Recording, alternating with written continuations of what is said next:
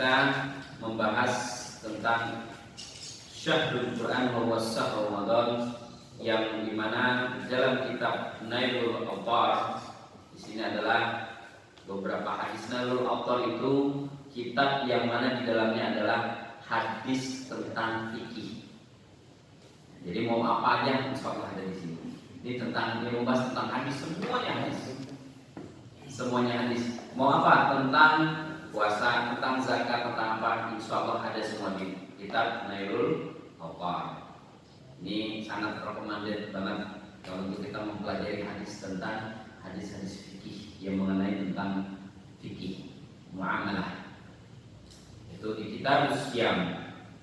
Sebelum kita beranjak ke bab-bab yang lain, yang mana harus kita ketahui bahwasanya Syam, apa arti dari hakikat dari makna puasa. As-shaum lughatan, jadi puasa secara bahasa, arti bahasa itu sendiri lughatan yaitu al-imsak. Al-imsak ini ad-difa'. Ad-difa' itu adalah menahan.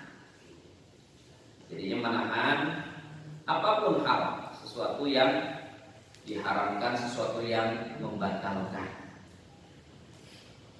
Was istilahan atau syar'an, yakni secara makna, secara keseluruhan, yaitu imsakun makhsusun.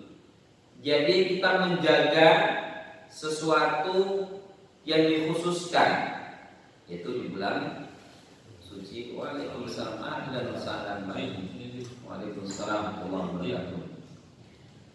Fi zamanin makhsus, di waktu-waktu yang dikhususkan. Bisyara'itin makhsusatin, begitu juga dengan syarat-syarat yang dikhususkan. Apa maksudnya?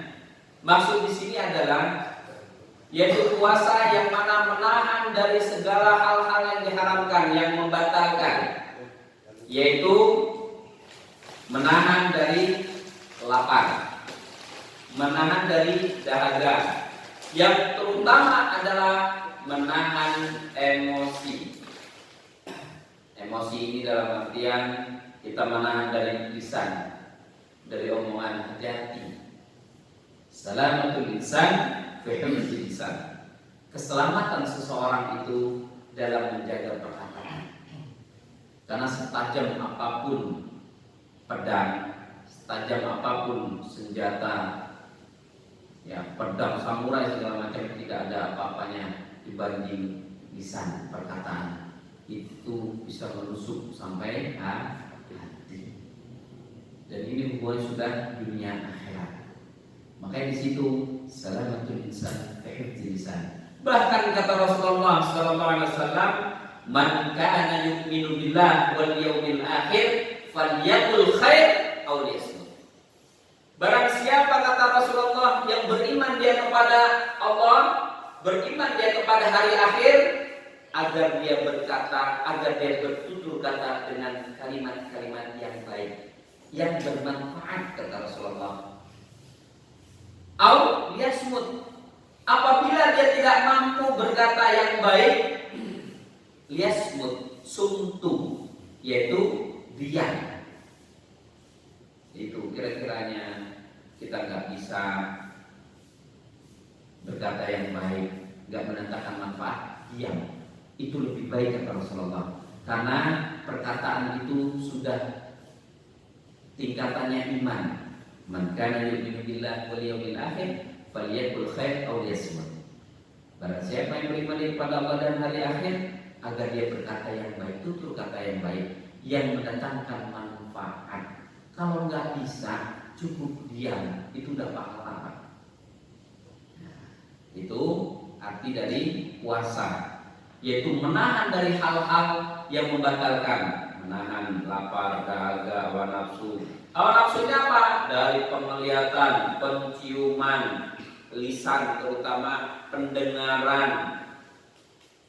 Kita manfaatkan, yang mana Khatib kemarin mengatakan bahwasanya sahabat itu ketika datang Ramadan, sahabat apapun kegiatannya itu ditinggalkan untuk 30 atau 29 hari ini. Selama bulan suci Ramadan tidak pernah menghafalkan hadis lagi, tidak pernah mengkaji buku-buku yang lain kecuali hanya memegang Al-Quran. Ini luar biasa. Karena di situ sudah jelas Allah sendiri mengatakan wa syahrul Quran syahrul Ramadan alladzi unzila fihi Quran. Di bulan suci Ramadan yang mana diturunkan yaitu Al-Quran. Kapan diturunkan? Yakni fis sanah ats-tsaniyah minal hijrah. Hari tahun ke-2 minal hijrah, dari tahun Hijriyah. Terus bab. Nah, sekarang tadi arti dari saum, dari puasa itu sendiri, yaitu menahan dari segala hal yang membatalkan yang diharamkan.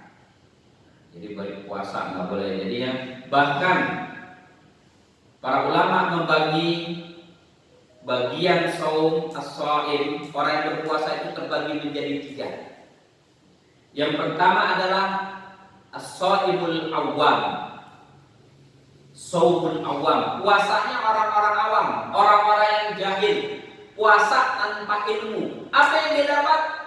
Hanya lapar dan dahaga. Apakah dia dapat pahala? Tidak. Bisa dapat dosa? Mungkin. Dia puasa perutnya, ya. Puasa dari makan, puasa dari minum, betul.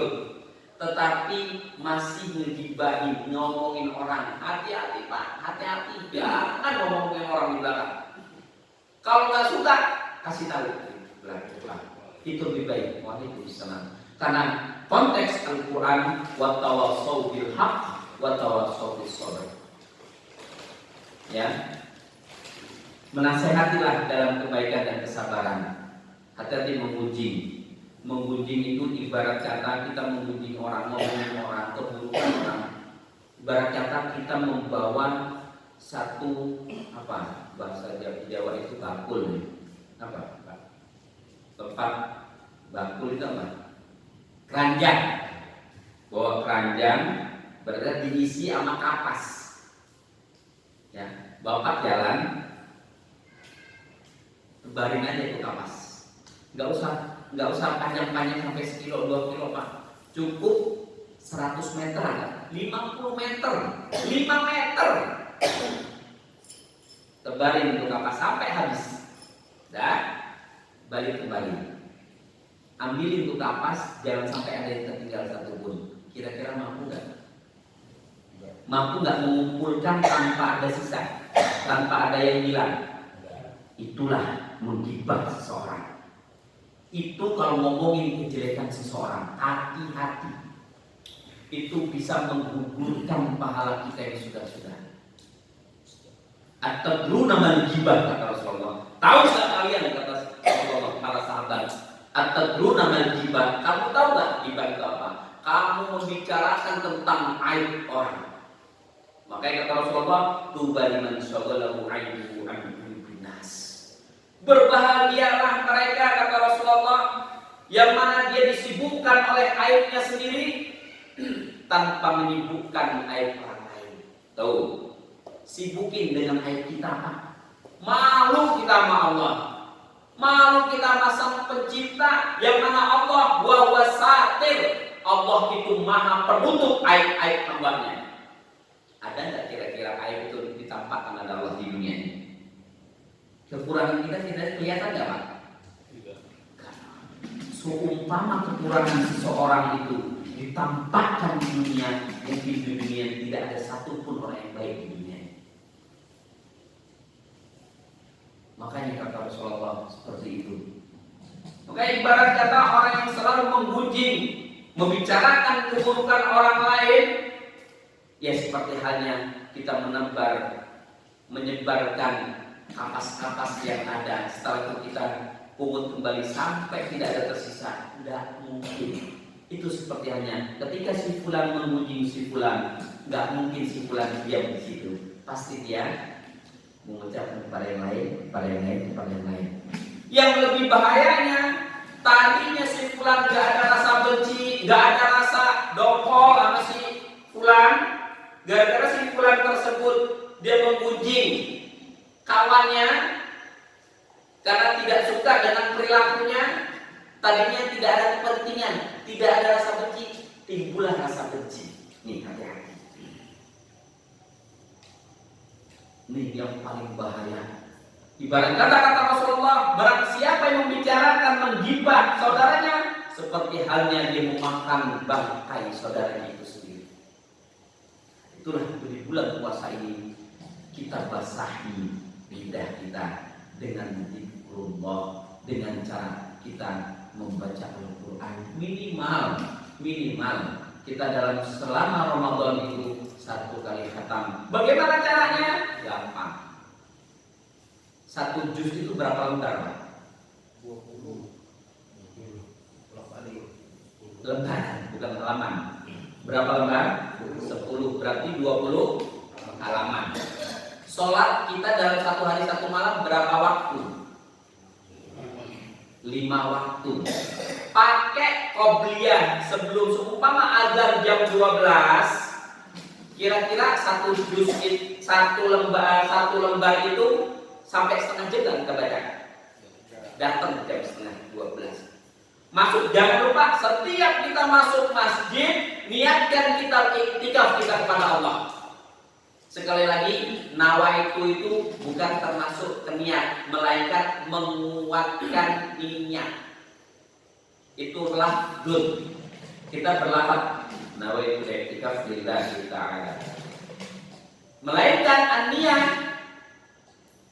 Di dalam kitab Riyadhus Shalihin yang sudah kita bahas, bahwasanya Syekh Shalih bin Utsaimin mengatakan an-niyatu fil qalb. Bahkan Rasulullah mahallul qalb. Niat itu tentang niat hati. Waalaikumsalam. Kalau kita datang iktikaf, kita datang udah berniat kita ini iktikaf, itu sudah termasuk niat. Saat kalau pakai lafaz dilafazkan lagi bagaimana untuk menguatkan niat boleh? Boleh.